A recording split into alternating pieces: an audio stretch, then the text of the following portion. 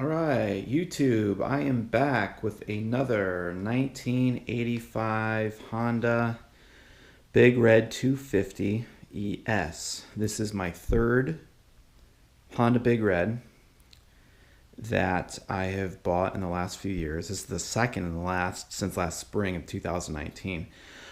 This one's been on the marketplace since the springtime. This was actually up for sale when the other one I was interested in that I bought back in, I think, May it was. And guy's price was way too high on it. Seems to be that everyone who has one of these thinks they're worth gold. They're worth a lot of money if they're running and fixed up and all that stuff. But when you buy it in parts and pieces, like you see over here on the table, all this stuff was in a box. So when I bought it, this is what it came with. So, when you're asking money for a bike that is in pieces and not running, you're asking for a good bike in condition running, but your bike's in pieces. You're just not going to get the money that you want for it. So this bike here has something on it that I've been wanting and looking for. It's a Honda accessory. From all my Honda people out there, if you can see and write down below what you think that is, that would be cool. This bike, one thing that attracted me to this bike was that the fenders are in very good condition. There's no cracks in the fenders. Back fenders, this is solid here. It still has the plastic fender guards on it. One of the mud flaps I noticed today, oh, you can't see it because the light's too dark in here. It's got a crack in that there. But for the most part, it's in overall good condition. And these bikes, condition is what really matters on these things, because you can get $500-$600 for a new set of fenders. I mean, buying a used fender in decent shape costs you, some good money. I've been looking for a good fender on my other bike that I have there. But everything seems to be here. They tried to replace the original carburetor with the Chinese one. I've never had luck with Chinese carburetors. I bought them before. They leak like crazy. So, people are like, oh, they're only $25, but they're junk.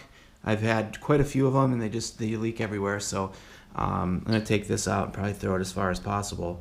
And then I will get my other one rebuilt. So I got a guy in Oklahoma who rebuilds all my carburetors, and he does a great job.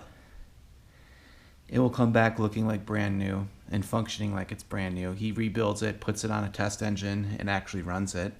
Front fender there, good condition. Front tire, this is an original OEM tire, and it has all those little dimples on it still. So this front tire is in really good condition. The back tires were replaced, still actually have the stickers on them, but I hate these tires. This tread just, I'm not a huge fan of this style tires. So it's got two new rear tires, which will be coming off shortly. Rims are good condition. It's got gloss paint all over the frame still, so this wasn't like a bike that was sitting out rusting and out in the elements. It sat in a crate, one of those Connex boxes, at the guy's cabin in Utah for quite a bit of years, since the mid-90s. And his family friend gave it to him. He put it in his garage. They tried to swap the carburetor out on it, which you can see never happened because the lines aren't hooked up, gas tank's not attached to it. But it does have the side panels here, which aren't cracked. They have all the pegs in the back to mount. The fuel tank's in really good condition as well. It does have a ding right here, super annoying. But there's no dents from the forks up here. There's no rust in the tank. This is gonna buff out really nice. Carburetor, dirty, stuck, gross, but this is the before, and I'll show you the after when I get it back. This bike is missing its key, so I got carried away and started pulling it apart, ordered a new ignition for it. I know a lot of people like to bypass it by unplugging wires and doing all that. That's not something I'm going to do. I want this bike right. I don't want to have to hot wire it and go about that way. I'll spend the $40, get a brand new Honda one. So if you haven't figured it out, the part I was talking about is the Honda line speedometer. This is a functioning speedometer, and it's not broken, dented, or cracked anywhere. The plastic here is still working. The drive, everything is there. So I'm really excited to get that all cleaned up and get this bike all cleaned up and going again. These old bikes, as long as they were stored dry, typically they'll fire right up. You know, as long as you got good gas in it and carburetor's not all gummed up, they typically start right away. This one doesn't have the shifter problem that I had with the other bike back there. This one, the shifter works great in it. So we're just looking at, plan is a new key, ignition here, rebuilt carburetor, put that back in it. Battery I assume is dead since it's like 25 years old. I do have a new battery for it on the shelf. So today all I'm going to do is roll it out, power wash it off real good, pull that old carburetor off, put a new battery in it. The key should be delivered today.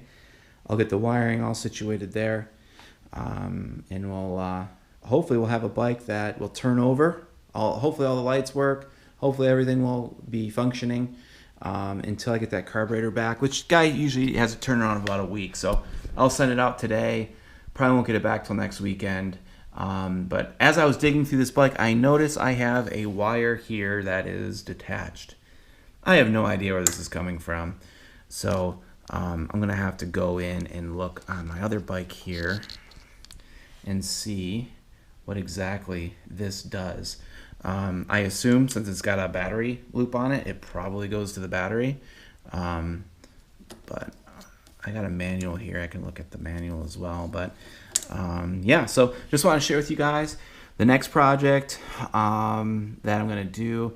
I know I told you guys in last video I was going to send these home back to Michigan. Well, the other one, that did not happen. I rented a U-Haul trailer to head back to Michigan, and the trailer I ordered, when I got there, they didn't have it, so they gave me a smaller one, and I tried to fit my three-wheelers in there, and they would not fit. So I said, screw it. Took the U-Haul trailer back and flew back to Michigan for the summer and left my bikes here. So one of these bikes is going to have to go.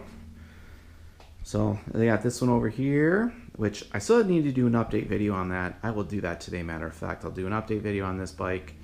And then this bike here, this is the preview to the project to see how it comes together. But this is how I got it. It is dirty. It is in pieces. And it is a Honda Big Red. So you cannot go wrong with that. So give me a thumbs up if you like. Subscribe to the channel for more Honda stuff, tool reviews, you name it. Anything guy related, we're doing it here. So take it easy.